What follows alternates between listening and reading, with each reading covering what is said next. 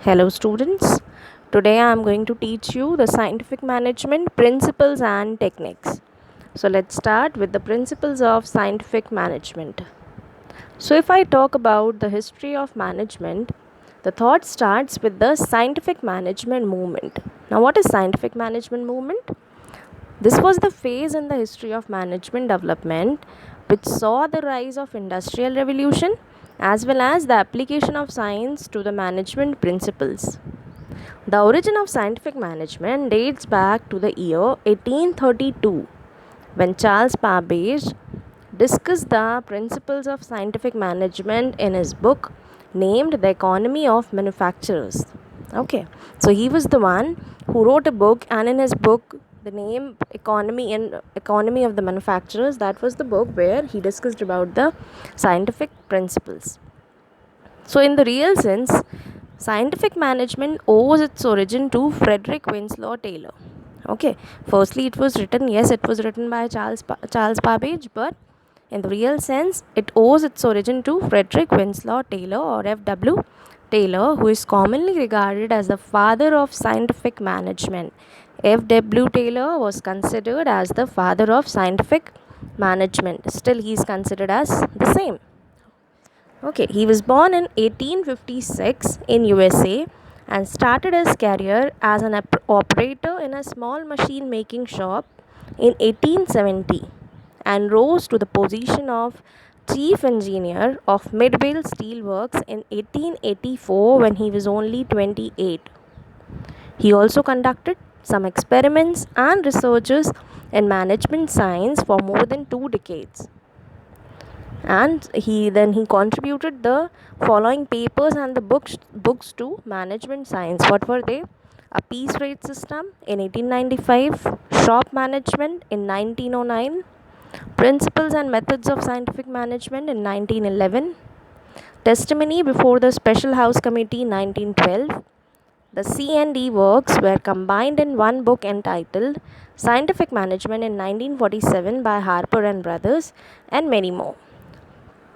Okay, so he was the one who was or who is regarded as the father of scientific management, who was born in 1856 in USA, started his career as a small operator in a machine making shop. Then he became the chief engineer of Midvale Steel at the age of 28, and then he contributed towards the various papers and book to management science.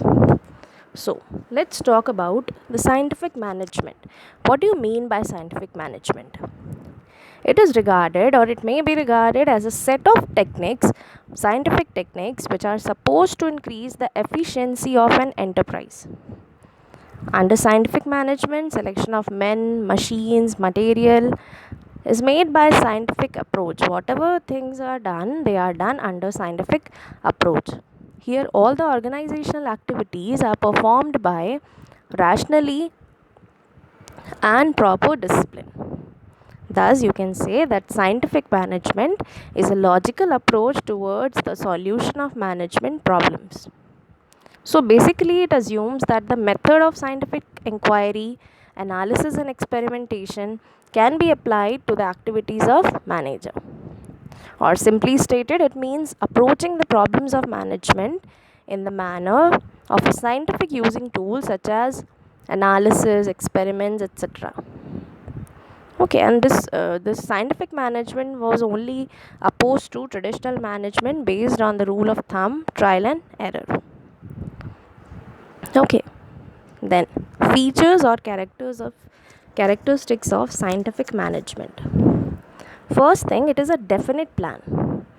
Definite plan means in order to achieve these predetermined objectives, management needs a definite plan.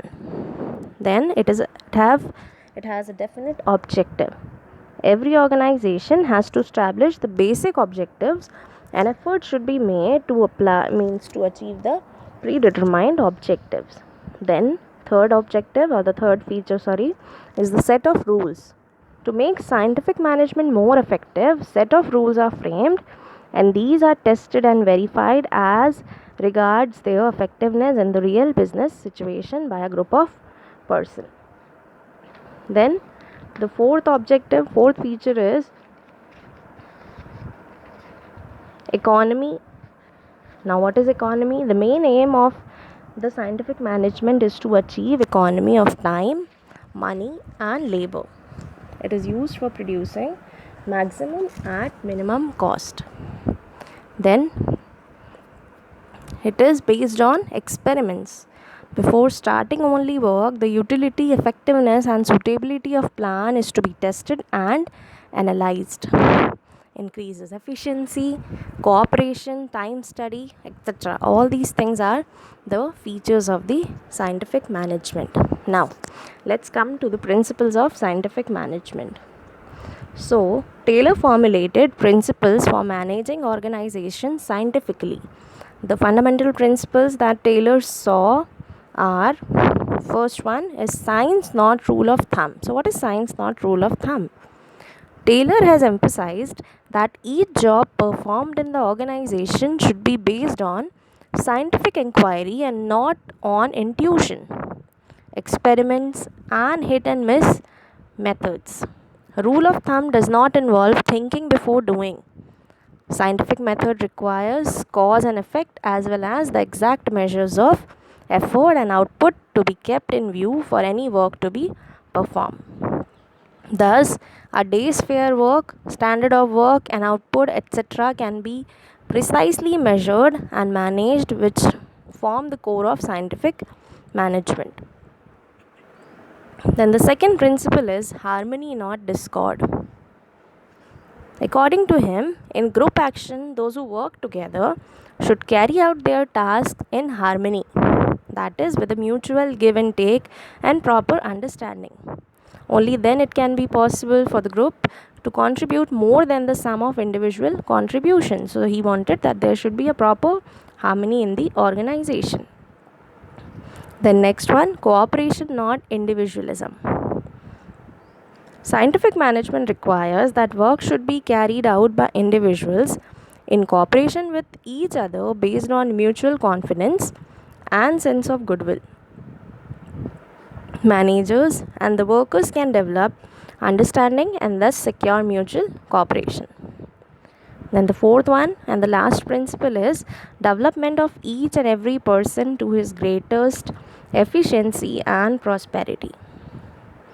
According to this, he wanted to say that the efficiency of each and every person should be taken care of right from his or her selection. A proper arrangement of employees' training should be taken care of. He insisted that each and every employee should be given work according to his ability and interest. And then only this will ensure the greatest efficiency and prosperity for both employer and the employee. So these were the 4 principles of scientific management. First was science, not rule of thumb. Second, harmony, not discord.